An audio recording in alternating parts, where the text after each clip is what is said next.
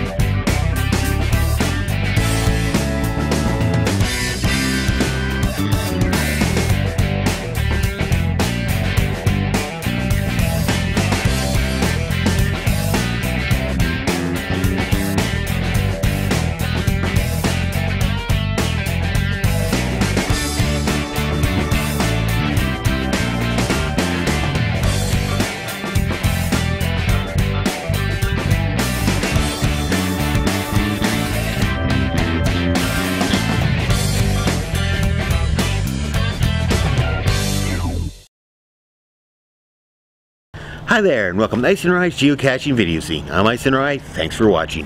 If you're new to the show, welcome to the family. What this is me, my co-host Roxy, my camera operator Able. We go caching, film it, throw together a few hints, tips, and tricks, upload it to the internet so you can download and watch at your own leisure.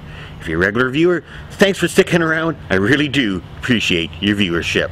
My website is Icenrye.com, and my email address is geoicenrye@icenrye.com. So, what's new? Well, it's fall here in the central interior, though it's actually a pretty decent looking day today. It's nice and warm. I'm just out in t-shirts, shorts, and sandals in the back lot of the Icenrye studios here. And actually, Able and Roxi here are off chasing each other, playing with balls. If you hear loud barking in the background, that's just them. Don't worry, they're not killing each other. They're just being dogs and having a wonderful time. So where have I been lately? Well, I decided to dedicate most of this summer, pretty much all of this summer, to my agility training with Able and Roxi. And that included a 1-week stint down in the Lower Mainland where I went down for the provincial regional championships, and also a 2-week stint near Quesnel for a agility training camp where we learned a lot and it was very successful. And if you've been following my Flickr site, you've probably seen the pictures. Speaking of pictures, I now have 2 photo sites where I'm maintaining my pictures. I still have the Flickr site, so if you have that bookmark, don't lose it. But recently I just signed up with a company called SmugMug. And they're fairly new, but I really like how they present their photos, so I'm going to go give them a trial, and I'll have links to both on my website. But that's what we were doing most of this summer, was agility training and out playing with the dogs. And the dogs got lots of chance to go swimming, and it was a wonderful time. I did manage to get a little bit of geocaching in, not a whole lot, as much as I'd like to, and obviously I had this program on the back burner for a while, but now it's getting towards the end of the season and it's time to get things going again. Now, speaking of caching, while I was down in the Lower Mainland, I ran into a cache called Leviathan Lurking. And folks, if you're ever in the Port Moody area, check out this cache. It's a 2-stage multi, and guaranteed the first stage will either have you slightly confused or laughing. It was a ton of fun. Matter of fact, I had an interesting adventure there myself, and I'll have a link to the cache and a link to my log entry in the show notes. So check it out. It's an absolutely fun cache. Well, that about wraps it up for the chatter. I could go on. After all, I did take the entire summer off. I could tell you stories all day, but we'll save some of those for future episodes. Let's get back into the main program. Let's get into some geocaching news.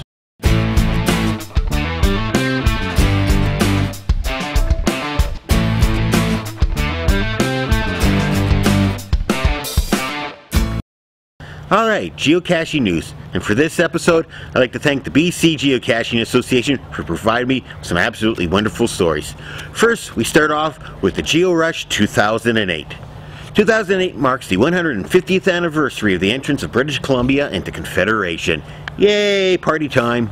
So to celebrate, the BCGA has gotten together with Parks BC and has placed geocaches in most of the provincial parks. Here we have one at our Westlake Park, and there's a couple north of here at Giscombe Portage area, and there's also a few west of here, east of here. There's now caches all over the place. Pretty much most of the provincial parks are covered. Now, the object of these caches is to get you out to these provincial parks, discovered wonderful areas. So if you're in the province of British Columbia, make sure you check out some of these GeoRush caches. They're an absolute wonderful hoot, lots of fun, and you get a little history lesson. So one of my favorite channels to watch up here in the Great White North is the Discovery Channel. They have all kinds of great natural programming, and it looks really good in high def on the new plasma TV. Well, one of their shows is called Expedition Green, and this show is now featuring a weekly geocache. So it's really great. You can go to the show site and they feature a cache every week. You can click on it and it'll take you to the particular cache page. But it's really great to see our sport is finally getting some national television coverage. I wonder if they'd ever consider a dedicated television show on geocaching. I wonder how well that would go over. Something to think about. And lastly, in the news segment, we have an interview on our local national television network with two lower mainland geocachers. One of the Wild Wiggly Beanz and Scruffster, who's also the president of the BCGA. Absolutely great interview. It's a lot of fun. Actually shows you hiding the cache and a little bit of what's involved in looking for a cache, and it's a really good introductory piece to our sport. Again, I'll have links in the show notes, so make sure you check it out. CBC interview with Wild Wiggly Beanz and Scruffster. So that about wraps it up for geocaching news. Now let's go on and talk about some great new ideas I have for Icenrye's geocaching video zine. So over the summer I came up with a couple new concepts for the show. So I'm going to throw them at you, let me know what you think. The first concept is YouTube to Icenrye. Viewer questions via video email. What do you think? If you have a question or you'd like to tell me something about the show, instead of just sending me a regular email, sit down in front of the camera. Doesn't have to be a fancy video camera. If you got a camera on your computer, use it. Use the camera on your cell phone. Use any kind of video camera. Upload it to YouTube. Give me the link. If I can answer your question, I'll feature your video on the video zine. I'm calling this segment YouTube to Icenrye. The other concept I've been tossing around is actually something I was playing with back in the spring and sort of put it on the shelf for a little while. And for this one, I need a lot of help from you guys, the viewers. I do receive a fair amount of email, and as you notice, I don't answer a lot of the emails on the show as I used to. Well, what I've been thinking of doing is actually a daily show. Now, it's not going to be 15 minutes like this main show. It's going to be once a day, 5 days a week, about 1 minute, 2 minutes max. It's just going to be a short little show. It's going to be called The Daily Find. As a matter of fact, I threw a couple episodes together as a proof of concept. I'm going to roll one here. Have a look. Let me know what you think about it.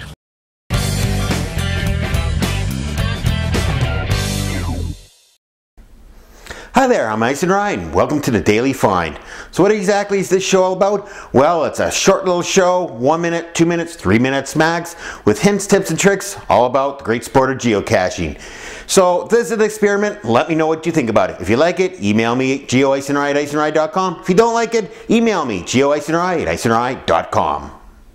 Hi there, I'm Icenrye, and welcome to The Daily Find. Today, Evan writes, I have a Garmin 60CX and I cannot find a video that shows the actual use of this unit for caching. What page would be the best to use, and how do you tell when you're almost to the cache? Well, Evan, that's very simple. On a 60, press the Find button. From there, press Geocache. Make sure they're sorted out by distance, select the cache nearest to your location, and press the Go To button. From there you'll have an option. If you have turn-by-turn navigation, I'll ask you whether you want to go on-road or off-road.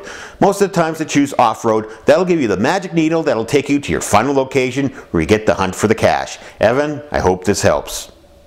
So, if you have a question, tip, or comment, or would like to contribute something to the show, email me, geoicenrye@icenrye.com. My website is icenrye.com/dailyfind. That's The Daily Find. You found it. Now go log it. So there you go, a quick example of The Daily Find. So if you like it, email me, geoicenrye@icenrye.com. If you don't like it, email me, geoicenrye@icenrye.com. Well, that about wraps it up for the preliminaries. You know the routine, it's time for the main event. So regular viewer and contributor Pablo Mac sent me a link to one of his latest YouTube videos. It's called The Blame Game. And it's actually a cache he's placed in the Oregon area, and I have to get down to Oregon someday because this sounds like a really fun cache. Now, a couple of problems. One, I don't swim. You may say, well, is that important? Well, we're going to roll the video and let you find out for yourself. Ladies and gentlemen, from the Oregon, Pablo Mac and the Blame Game.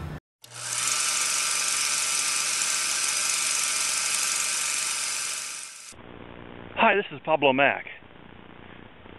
The trail leading to my Blame Game cache is pretty easy. Pretty flat, straight. Pick a few blackberries.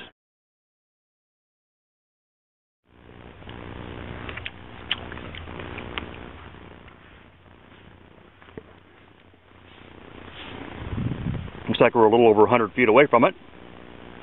Let's go ahead and check this out.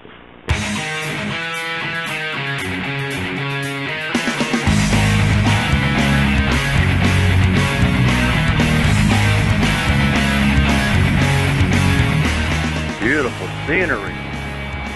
That's what I'm talking about.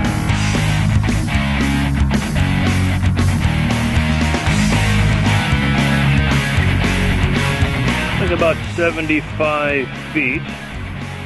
In what direction here? Let's see.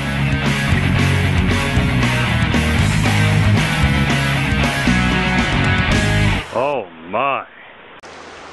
You read the safety manual on this, right? You signed off on the disclaimer, right? I didn't see any standard disclaimer. I think he went the branch way. I don't know how he did it. What I figured I could do is I could have Sean in front of me and he kind of block my current and I'm walking across. You got that on video, didn't you? Bastard! Hey, this is a family-friendly sport. Do you mind? No. Not very well. You?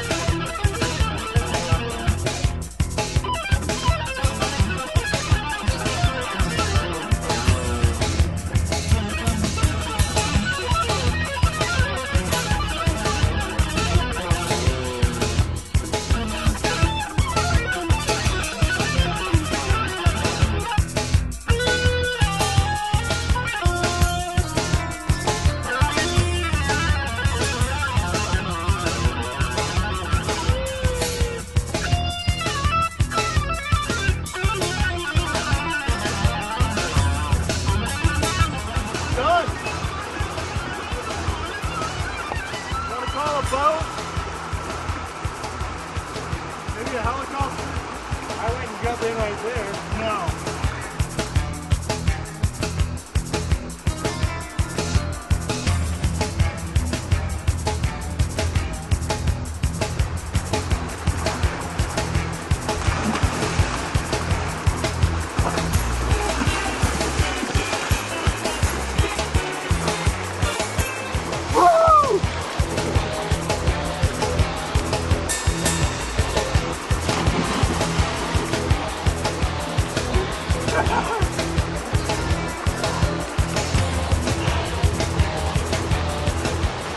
Pablo Mac, you're a nice armchair cacher. Hi, I'm AKA Radar. I just completed the Blame Game. And I'm Sean of mattandsean.com, and I just completed the Blame Game. Woohoo! Woohoo!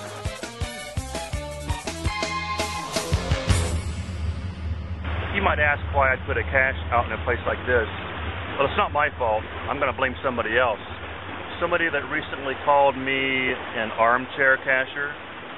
Somebody that recently said I'm turning into a nice cacher. Oh, I can't have any of that. That would spoil my reputation. Welcome to the Blame Game.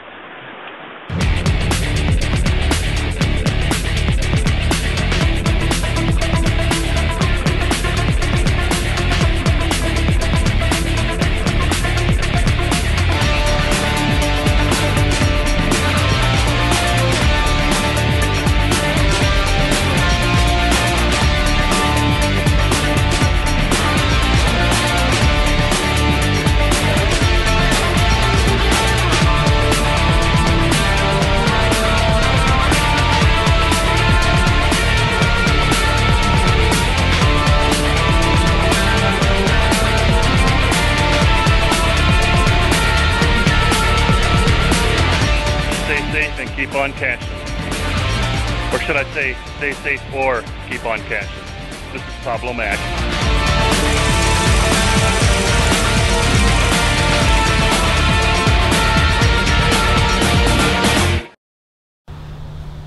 There you go, folks. Proof that Pablo Mac is not an armchair cacher. Oh, you don't want to get that boy mad. Anyway, thanks Pablo Mac. An absolutely great video. And one of these days, I still have to run your video of the new signage up at the Groundspeak head office down in Seattle area. Man, I really like your stuff. Keep it coming. I really do appreciate it. So that about wraps it up for this episode of Icenrye Geocaching Video Zine. I hope you enjoyed. Just before we go, a couple of quick notes. First off, just a couple of things I am planning for upcoming episodes. One is an article on caching along a route. All the other podcasts have talked about it. I might even mention it once or twice, but it dawned on me I've never actually demonstrated how to do caching along a route. So look for that in an upcoming episode of Icenrye Geocaching Video Zine. Tip number one, make sure you have a premium membership. You're going to need it. Also, recently I just got into Second Life. Now, for those of you following me on the Twitter, you know my first impressions weren't over exactly positive. But generally I find that the more something frustrates me at the start, the more I get into it. Trust me, you should have seen me looking for my very first cache. So, everybody's talked about it. I'm going to show you how it's done. Geocaching in Second Life. So far I've found a couple. It's a bit more difficult than I thought it would be, but whether it's hardware problems or software problems or like real life, some days I just can't find an ammo can underneath the tree. I don't know. But I'm going to give it a try. I'm going to play it a bit more. And again, look for that in an upcoming episode of Icenrye's Geocaching Video Zine. So, the dogs are getting restless. I'm going to break out some weave poles here and probably get back into some more training there. Clicker training, actually, using the nice new clickers I got courtesy of Geek Boy and Click Chick. Thank you very much. And if you don't know what clicker training is, look it up on the internet. It's an absolutely great way to train dogs. But in the meantime, and in between time, that's it. Another episode of Icenrye's Geocaching Video Zine. So until the next episode, cache on.